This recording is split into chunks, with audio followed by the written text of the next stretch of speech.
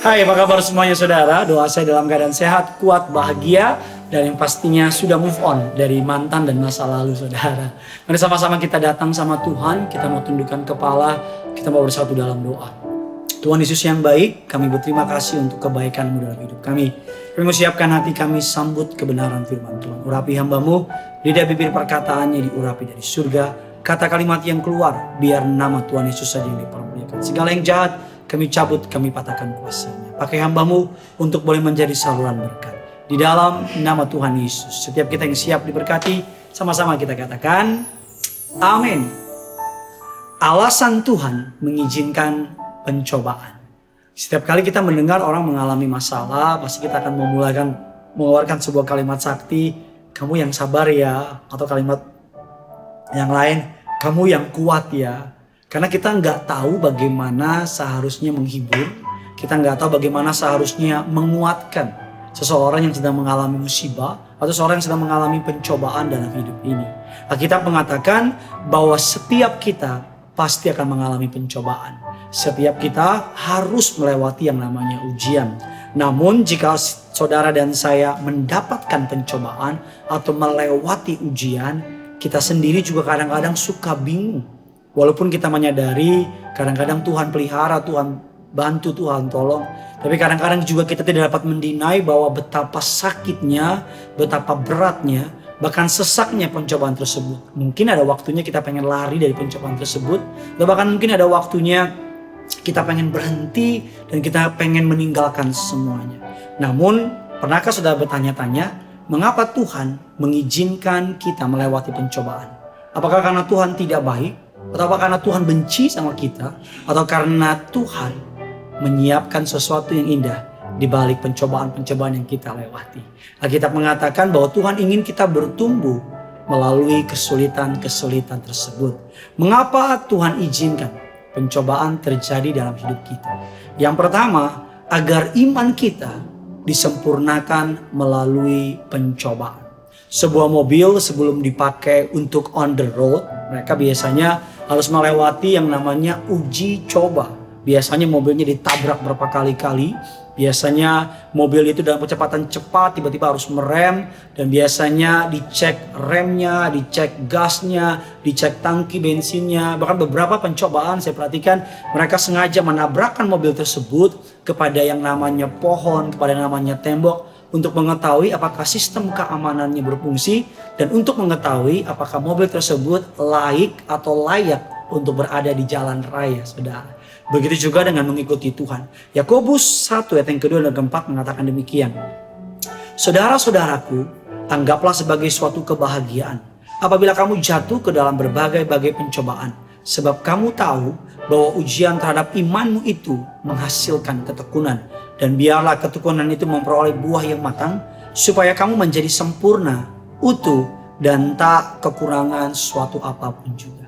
Rasul Yakobus mengajarkan sebuah respon yang sangat bertolak belakang dengan yang kita tahu selama ini. Rasul Yakobus mengatakan ketika kita menghadapi cobaan, biasanya ketika kita mengalami cobaan, kita menanggapinya dengan stres, khawatir, marah, kecewa. Namun penulis kitab Yakobus mengingatkan kita untuk menganggapnya sebagai sebuah kebahagiaan. Mengapa? Karena jika kita terus bertahan, terus berjuang dalam pencobaan tersebut, kita akan memperoleh ketekunan. Dan ketekunan itu akan menghasilkan buah, dan buah tersebut akan disempurnakan. Saya teringat kisah seseorang yang mengalami masa sukar. Sudah melayani Tuhan dengan begitu baik, sudah melayani Tuhan dengan begitu luar biasa. Dia punya cita-cita ingin menjadi seorang misionaris di sebuah negara-negara di Afrika. Long story short, pulang dari KKR, dia dengan sukacita sambil nyanyi-nyanyi. Dan tiba-tiba ada seorang pengemudi mobil dalam keadaan mabok yang tidak melihat ada dia di sebelah kiri, menabrak orang tersebut. Dan ketika dia bangun, dia melihat bahwa salah satu kakinya sudah diamputasi. Dia marah, dia kecewa sama Tuhan. Dia bilang, Tuhan saya hidup baik, Tuhan saya gak pernah buat yang aneh-aneh. Saya rajin ke gereja, saya rajin melayani. Bahkan saya mau punya hidup saya ingin berikan kepada orang-orang di Afrika untuk mengenal Yesus. Mengapa Tuhan izinkan kaki saya dipotong dan sebagainya. Beberapa tahun dia kecewa. Tapi suatu hari dia mendengar kabar sukacita, kabar firman. Dia kembali kepada Tuhan dan pergi ke Afrika untuk menjadi misionaris. Dia pergi dengan menggunakan kaki palsu karena untuk bisa berfungsi atau berjalan di Afrika. Long story short, dia masuk ke dalam sebuah pedalaman dan ditangkap oleh suku kanibal. Ketika ditangkap oleh suku kanibal, dia hendak dimakan, saudara, hendak dibunuh, dan ketika kakinya dipotong, tidak keluar darah sama sekali. Dan suku kanibal kaget, dipikir manusia kalau dipotong pasti keluar darah. Tapi ketika kakinya dipotong, yang kaki palsu itu tidak keluar darah, dia berpikir ini dewa, ini Tuhan. Dan anak muda tersebut, misionaris tersebut dia lepaskan dan disembah. Dan anak muda tersebut memakai kesempatan tersebut untuk memberitakan Injil Kerajaan Surga. Saya kutip perkataan dari orang tersebut mengatakan demikian. Dikatakan sebuah kalimat yang memberkati saya. Dikatakan Tuhan punya rumus matematika sendiri. Tuhan itu luar biasa. Bahkan kita pun dia suka bergurau sebuah kalimat dikatakan sengsara membawa nikmat. Orang dunia saja tahu berakit-rakit ke hulu, berenang-renang ke tepian. Bersakit-sakit dahulu, bersenang-senang kemudian. Bukan berarti kita harus melakukan dengan kekuatan kita. Karena Yesus sudah melakukannya di kayu salib. Tapi Tuhan mau setiap kesulitan yang Tuhan izinkan terjadi untuk menyempurnakan iman kita. Agar kita kuat. Agar kita dapat dipakai Tuhan secara lebih dahsyat lagi. Mazmur 25 ayat yang ke-10 mengatakan demikian. Segala jalan Tuhan adalah kasih setia dan kebenaran bagi orang yang berpegang pada perjanjiannya dan peringatan-peringatannya. Yang kedua, mengapa Tuhan mengizinkan pencobaan terjadi? Yang kedua, kita mengatakan mahkota kehidupan tersedia bagi mereka yang bertahan lulus dalam menghadapi pencobaan. Berbahagialah orang yang bertahan dalam pencobaan. Sebab apabila ia sudah tahan uji, ia akan menerima mahkota kehidupan yang dijanjikan Allah kepada barang siapa yang mengasihi dia. Yakobus 1 ayat yang ke-12. Rasul Yakobus tidak mengatakan berbahagialah orang yang berhasil lolos dari pencobaan. Namun dia berkata berbahagialah orang yang bertahan dalam pencobaan.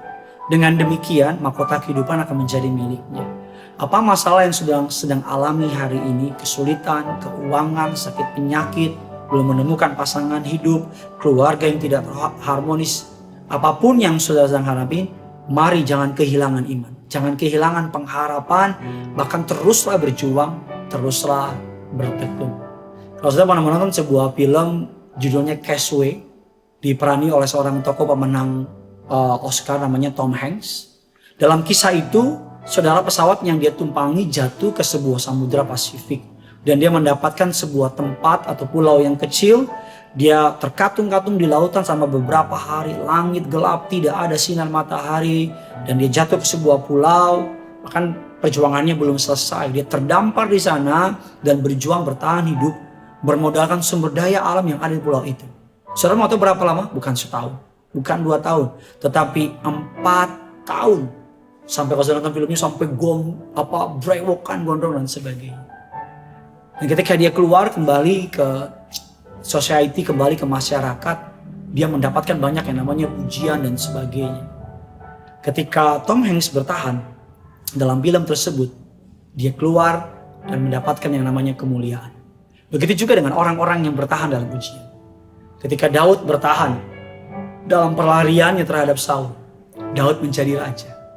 Ketika Sadrak Mesak bertahan dalam dapur perapian, Sadrak Mesak Abednego menjadi orang-orang penting di dalam kerajaan.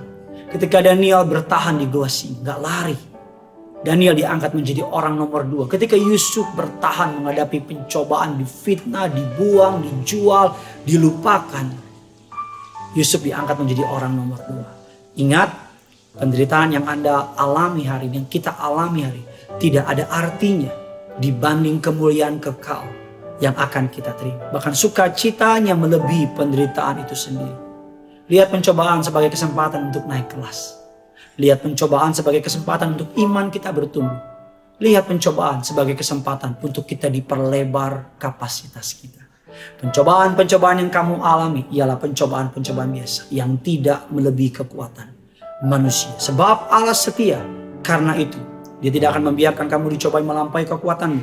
Pada waktu kamu dicobai, Ia akan memberikan kepadamu jalan keluar sehingga kamu dapat menanggungnya. Bagikan kabar baik ini kepada orang-orang yang saudara kenal dan saudara kasihi. Tulis kolom komentar di bawah pencobaan apa yang sudah sedang alami, agar kita bisa bersama-sama berdoa bagi saudara. Dan tulis kisah pengalaman saudara bersama dengan Tuhan. Kalau saudara bisa melewati pencobaan dan keluar dan mengalami mukjizat kemenangan, bagikan dalam kolom komentar. Agar makin banyak orang yang mengenal dan mempercayai Yesus. Yang punya surga, crazy love it. Mari sama-sama kita datang sama Tuhan.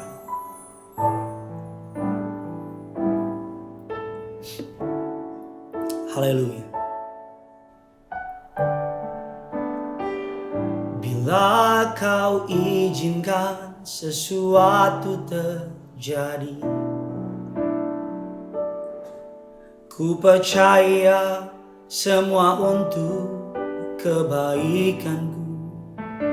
Bila nanti telah tiba waktumu, ku percaya kuasa-Mu memulihkan hidupku.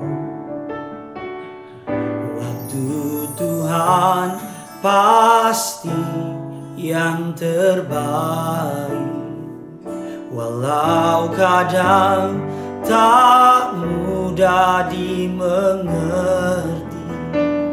Lewati cobaan, ku tetap percaya waktu Tuhan pasti yang terbaik.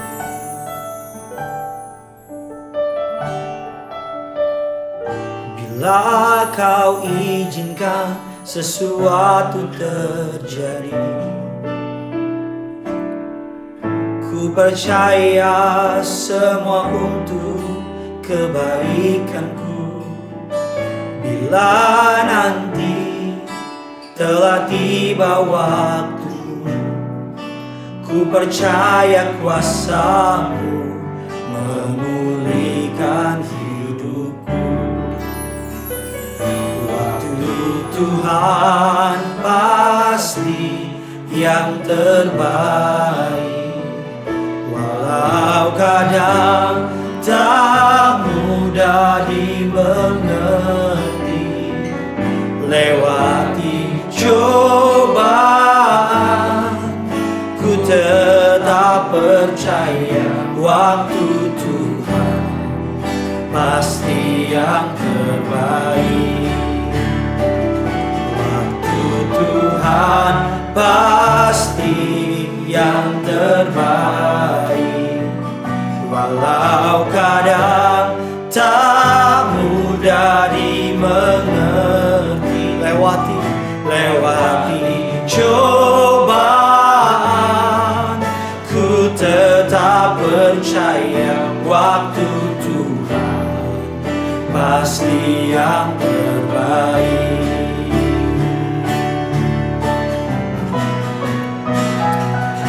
Waktu Tuhan pasti yang terbaik, walau kadang tak mudah dimengerti. Lewati cobaan, ku tetap percaya waktu Tuhan pasti yang terbaik. Waktu Tuhan pasti yang terbaik, walau kadang tak mudah dimengerti. Melewati cobaan, ku tetap percaya waktu Tuhan pasti yang terbaik. Lewati cobaan, ku tetap percaya waktu Tuhan pasti yang terbaik. Tuhan tidak mengizinkan pencobaan terjadi untuk sekedar hanya bersenang-senang dan Dia senang melihat kita menderita. Tapi Tuhan mengizinkan masa sulit terjadi karena Tuhan hendak menumbuhkan iman kita. Tuhan hendak mendewasakan karakter kita. Bahkan Tuhan hendak memakai kita untuk perkara-perkara gagah perkasa di hari depan. Tapi Tuhan tahu kita butuh didewasakan, kita butuh dibentuk, kita perlu dipersiapkan. Pencobaan-pencobaan yang kamu alami, kata Alkitab, tidak melebihi kekuatan. Allah setia. Saya tahu mungkin hari ini engkau sedang sakit, sedang kecewa. Saya tahu mungkin hari ini engkau sedang menghadapi masalah yang begitu berat dan engkau mengatakan, Tuhan, mengapa terlalu berat? Jadilah kuat, tetap percaya. Tuhan sedang merajut masa depan yang indah. Tuhan sedang membentuk hari depan yang indah buat saudara. Jangan pernah menyerah. Tetap bertahan dengan kekuatan dari Tuhan. Mahkota kemuliaan tersedia. Bahkan Alkitab mengatakan orang yang menabur dengan air mata akan menuai dengan sorak-sorai. Yang punya surga, crazy love-nya. Bye-bye.